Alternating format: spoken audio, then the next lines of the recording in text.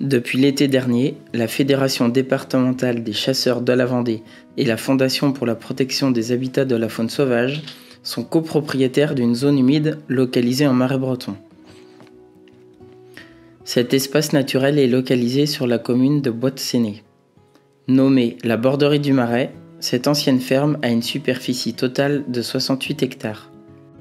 Cette zone humide est essentiellement composée de prairies naturelles qui sont entourées d'un vaste réseau hydraulique d'eau douce. Par le passé, la Fédération a réalisé de nombreuses études scientifiques sur ce territoire.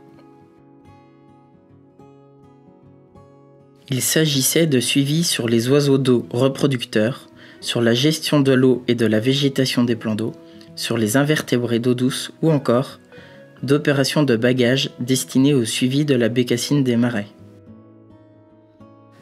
Pour gérer de manière durable et cohérente ce territoire, la Fédération a mis en place un personnel à temps plein.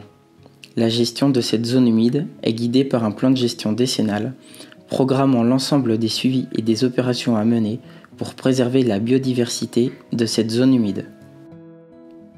Cet espace naturel a la particularité de posséder des baisses en eau dans chaque prairie.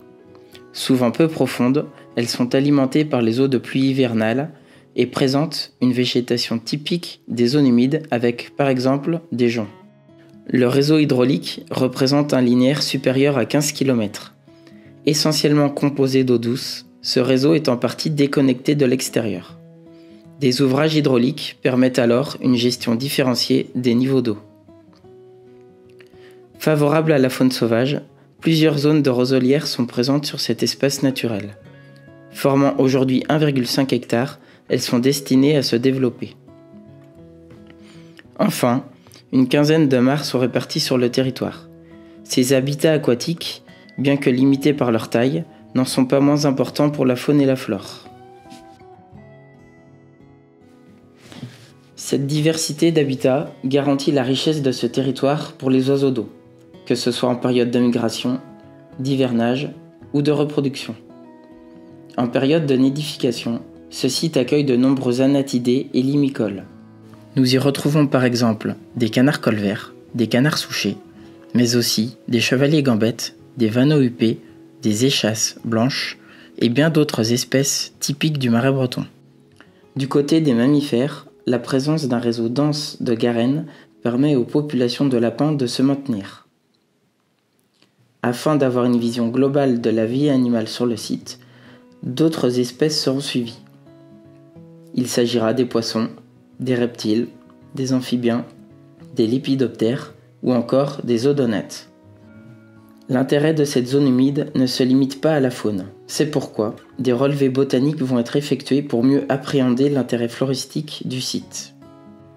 La Fédération, en collaboration avec la SAFER, a mis en place un exploitant agricole sur ces terres. Les mesures d'exploitation du site sont définies par un bail agricole à conditions environnementales qui privilégie le pâturage et le maintien en eau des prairies. Dans l'optique d'améliorer la gestion de cette zone humide, la Fédération a défini 4 grands objectifs.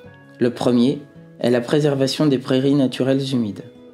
Le deuxième objectif est la restauration des habitats aquatiques. Le troisième a pour but de favoriser l'accueil des oiseaux d'eau. Et enfin, le dernier objectif est de valoriser le site et sa gestion à l'échelle du Marais breton. Toutes ces études, ces expériences et ces aménagements menés par la Fédération sur ce territoire ont vocation à être retranscrits sur les vôtres pour en améliorer la qualité.